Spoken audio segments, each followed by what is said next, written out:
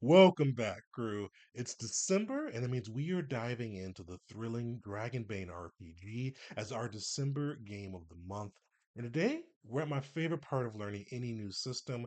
We're going to show you step by step how to build a player character utilizing the Dragonbane rules.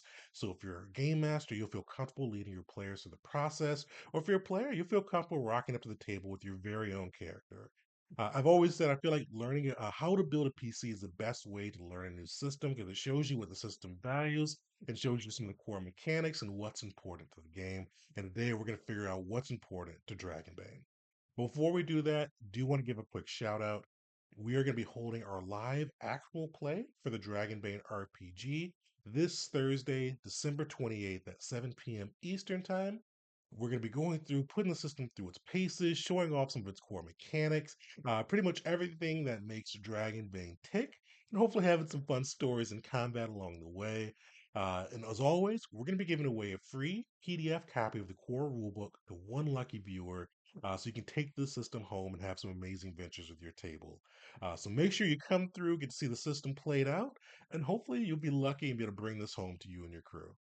Yeah, let's dive in. So with this, a quick shout out for this as well. Dragonbane is like it's a remake of an old Scandinavian game, basically dragons versus demons. It's in Scandinavian, though I don't have it in front of me this time, and I butchered it last time. So go look it up if you're interested. It was made in the 80s, so it has that old school feel to it. It's kind of real OSR style game. So one of the nice things with that, I always like to shout this out for when we go through this process, is it's a very easy character generation process. It's not hard, it's not complex, it's not one of those ones that's going to stymie most players. Most people will be able to, if you've played an RPG before, you can go through it in probably 10 minutes. Even if you haven't played an RPG, I think probably if somebody talks you through the process, it'll be very easy to pick up. With that too, one of the big things that a lot of the OSRs recommend is rolling through for your PC. Initially, I was going to do that on video. Tried a couple takes, it just didn't work really well. So we did roll that off video. We're going to show you exactly what we rolled. One little caveat though, they do want you to roll for kin, and kin is basically what your ancestry, species, race, whatever you want to call it is. But I've the Darkwing Duck song has been stuck in my head since I've started reading this RPG. You see some of the sick mallard art they've got of their mallards, what they call their duck species. So we are rolling with a duck, and we're calling them DW. This is a little tribute to one of my old favorite childhood shows. But with that, let's get into how to build our own PC. So with this, you're going to go through and choose or roll your kin. We chose our mallard. We'll take you through there. And you see it kind of list out all the steps you need to do. I know there's 13 steps, but this game is not overly complicated or convoluted, we'll say. So if those 13, don't get worried. Don't let that scare you off. So let's dive in. So we picked mallard. And while we were looking at our mallard, you can see the cool night art for it. Let's give a few backgrounds on what you get with your kin. If you're coming from 5e or Pathfinder 2e, you're probably expecting attributes to be tied to your kin. They are in the system. The big thing that your kin is going to determine your name, surprising, gives you a chance to roll on the table. It's also going to determine your movement speed. So it's probably the biggest mechanical piece that's tied to the kin, as well as you get an innate ability as well coming from your kin. So with ours, with the duck, we get web feet. I think mallards are one of the few or one of the only to get two innate abilities. So we get the web feet, which gives us a swim speed equal to our movement speed, as well as ill-tempered, which gives us a chance to add a boon to some of our skill checks. Each of the races has their own innate ability. Some of them have willpower costs, and you'll see a lot of the special abilities in this do cost willpower. We'll go over how to find your willpower a little bit later. But kind of depends because you'll see the elf one, there's this a free cost on that side. So it just kind of depends. So definitely something to keep in mind as you're building out your character. But yeah, we've got our 10 shows and got everything that we need from it. Now we're going to profession. Profession, if you're used to 5e or Pathfinder, profession is your class. So you'll see with this, they offer a D10 roll table if you wanted to roll it out. We did roll that. We got knight. So I was actually pretty hyped for that. So with that, we're going to go to knight. We're going to show you what comes with your class on this side. So you'll see it goes over and gives you your key attributes. So our guy is strength. And when we go through and show you how to find your attributes, you'll want to make sure that your strength is kind of your best one. You'll also get some skills. As a new character, you're going to start with 6 skills that you must pick from your trained, from your profession. So we'll get six. I think there's like eight or nine when I counted last. So you get most of these skills. A little bit of a highlight for DW, we chose spears, myths and legend, persuasion, writing, and I think swords too. There's another one we chose. I think beast lore, if I remember right. I'll show you when we get to the character sheet. But with those are our skills. Then we also get heroic ability. So we get guardian for being a knight. You start with the start of the game. You only have the one heroic ability coming from your profession. As you adventure on, you can get more different ones to go through. So with this, you can either roll for your gear, or if you do have a specific envision in mind. So this one I didn't roll for because I picked spears. I love spears and kind of fantasy and medieval style combat. So I picked that, and I wanted to make sure that he had his own lance. As well as with this one, you get a trained horse. I thought that was pretty sick. So I picked that side so he could be a kind of a knight on a shining knight, riding on horseback with his own lance too. So thought that was cool. Last big thing you can get from your class is you can get your own nickname. I didn't pick a nickname for DW, but if you wanted to, you could roll on that or come up with your own nickname that fits your PC. But as you see, that's pretty straightforward. That's like not too much you get from your class. It's enough that it makes you impactful and distinct, but not that you have to like kind of go through in the crazy documentation. Like Pathfinder 2E has probably been my number one game I've been playing lately. But there's a lot that comes along with that. It's one of the things I like about OSR style games is you can really get a game going quick, and Dragonbane fits that. So if you have somebody cancel on a game, if you wanted to just get some friends together and not have to worry too much about it, you could have them rolled up at the table and be ready to play in 15 minutes, which is sick to me. But now that we've got that, let's go into age. Age actually matters in the system. So with age, there's a couple of big things that are going to come with that. So you have three categories: young, adult, and old. The big thing that's going to be affected is how many skills you get. With the older you are, the more skills you have, but as well as your attributes. If you're younger, you get a plus one to agility and constitution, but you only get two trained skills on top of the six you got from your profession.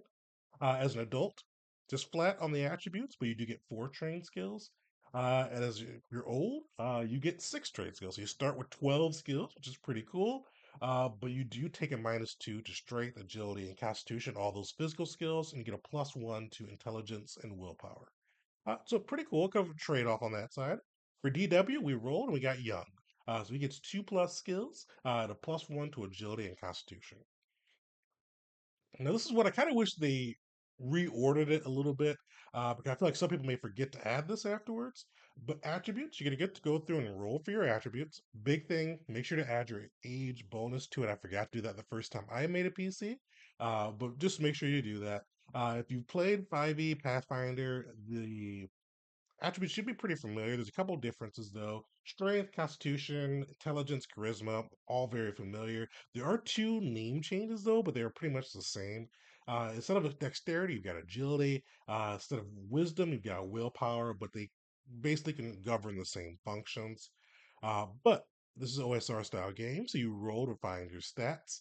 And they do it fairly similar to one of the variant rules for rolling your stats in D&D. So you're going to roll 46, drop the lowest. But you're going to do it in order. So you're going to start with strength and go all the way down to charisma, noting what you get for each of those. You do get two switch arounds. So you can kind of, let's say you were with our guy. So for DW, I actually rolled an 18 in charisma, got three sixes. I was pretty happy. Uh, but I forgot what I got in strength. It was low. So I swapped around my charisma with my strength. So I'd have an 18th start strength with, and then put whatever that lower one was in charisma. So you get to do that twice. So you get a little bit of like variance or kind of help to make sure you're building your PC correctly, but you can't go through and just truly optimize it. But yeah, so we got our attributes down. The next big thing is going through some of the derived ratings from your attributes. As I mentioned before, your movement speed is going to be determined by your kin, so your species. So we got a mallard. So our movement is 8 on that side, but it's also governed by your agility too. The higher the agility that you have, the more movement that you have. So I've got a 10 movement, so I'm just at 8 speed, or at 10 agility, so I'm just at 8 movement, I should say. So it doesn't really, if you're at 10, no pluses, no minuses. But you see, if you've got bad agility, you can be down -4, or great agility, you can be at +4. Kind of depends what type of build you're going for. So with this also, your attribute is going to determine your damage bonus. I like how they did this too, versus having like a flat modifier. You get to roll another dice. I like rolling dice. So with this, depending on what your strength is, you have anything from a no bonus, from a D4 to a D6. Our guy had an 18. He lucked out with his roll, so he's going to get a D6 he adds to any of his lance strikes. So pretty cool on that side. The other two things are HP and willpower. So HP is going to be equal to your Constitution. Willpower is going to be equal to your willpower points will be equal to your willpower. Both of those have a heroic ability that can bump those up or give them additional bonuses to it as well. So makes that very easy. You just have to look at your Constitution. You know exactly how many hits you can take. So with that, we're gonna get into skills. Skills. Dragon Age has or Dragon Bane. I call it Dragon Age, Dragon Bane, Dragon Board, like so many different ones. But Dragon Bane. You would get there's 30 different skills that you could have within the system. One thing to note though is they include weapons, kind of weapon efficiency in your skills. So keep that in mind. So for our guy, he had like spears and short swords. All of that will be within your base skills too. So with those, there's three different categories for the skills. You've got the base chance, which is basically going to be your attribute. If you look at the table over here, you'll see kind of what that base chance will be. So let's pick on strength again. Since we had an 18, we have a 7 as our base chance. So for any strength skills that I did not pick as one of our starting skills, he would basically have to roll below a 7 to see if he's successful. So for most skills, you'll have that base chance. You can kind of try it out even if it's not something you're really trained in. Going from there, you've got your starting skills. So these are trained skills that you have. So you're going to have anywhere from 8, so 6 plus your age, to 12 if you're old. So you could go through and pick those. And what they're going to do is they're going to basically double your base chance. So for spears, 7 times 2, we'd have 14. So we'd have to roll below 14 to be successful with a spear attack. So it keeps it pretty straightforward on that side. The last thing we'll say is secondary skills. These are ones that don't have a base chance. Typically, they relate to magic or kind of other things like that. But since they don't have a base chance, if you weren't trained in them, you really can't participate with that side. And then you've got some heroic abilities. We've got ours, Guardian, from our night class. Uh, Fairly straightforward there. You can get some more of with you because you gain experience kind of as you go through an adventure, but we're not going to spend too much time there. One of the things I always like to call out for OSRs is you've seen some of the other pieces before, but they've got some great areas we can add flavor to your character, especially because OSRs you can build your PC quickly. And a lot of the adventures I've been in usually recommend that you kind of build your PC at the table. And these can be great ways to add flavor and kind of RP pieces and let you build out the backstory to your character without having to put a ton of work into it. So with ours, weakness is one of the things you roll. I rolled a d20 and I got greedy.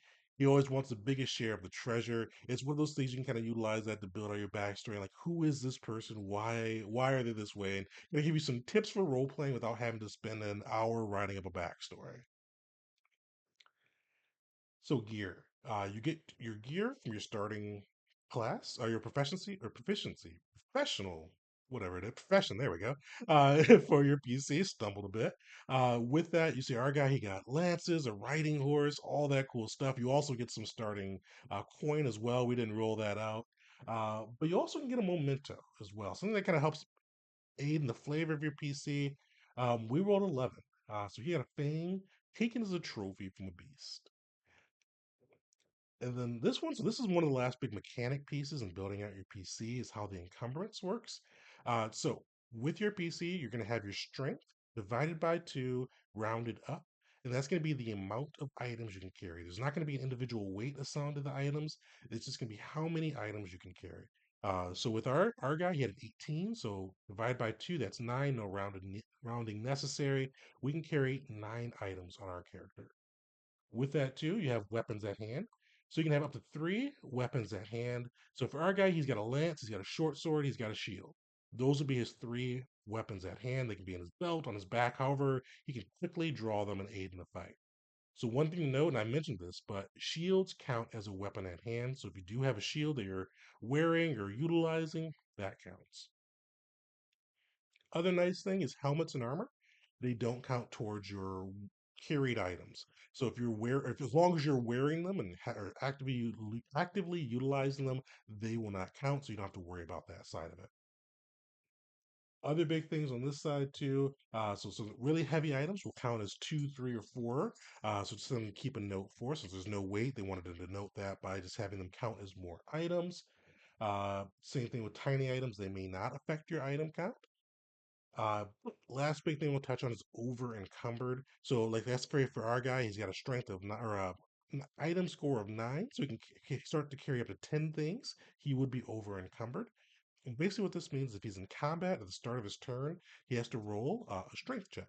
And if he rolls above his 18, he would have to either do nothing that turn, he's stuck in place, or he'd have to drop his items and get below that encumbrance level. Same thing too if you're carrying others. No matter how many items you have on you, if you're carrying another person, you are going to be over encumbered and subject to those rules. But that's the last big thing that comes along with it. The other thing you can get is appearance. Another cool thing to add to the flavor. I rolled a d20 and we got he's got an ugly scar across his cheek. We're gonna say it's from the same beast that he got the fang from. He took the fang as a little bit of a triumph for his victory. But as you see, we went through that fairly quickly. This is one that's straightforward. It's easy and quick to build in. Definitely one of my favorite pieces from the OSR side. But now we're going to show you how this looks on the character sheet. We are using the Foundry character sheet. So you see we got DW. He rolled pretty well for his stats as a whole. Constitution and Agility both got bumped up by 1 due to him being young. You see we got all of our trained skills in there. Hit point 17 due to our constitution. You see it shows some of the banes you get, and we're going to go into those in our mechanics episode. For the chainmail and open helmet, you see he's got a skill in there for his lance and short sword, and the damages on that side. So fairly straightforward, nothing really too over the top or complex on that side. But wanted to make sure we took you through it. Yeah, so this was just a quick run through of how to build a PC utilizing the Dragonbane rule sets. Definitely throw in the comments if there's anything that confuses you, if you come across anything that you just aren't sure about with building that. But our next video, what we're going to be diving into is how to run the core mechanics of both adventuring and combat within the Dragonbane RPG. After that, we're going to be going into the solo play rules because I really want to try out their solo play adventure that came along with the core box set. So stay tuned for both of those. But yeah, definitely like, subscribe, shout out in the comments something that you like about the Dragonbane character creation rules, or even like a crazy character build that you've gotten from just rolling those dice and seeing how that played out for you. But yeah, thanks for watching, and till next time, folks.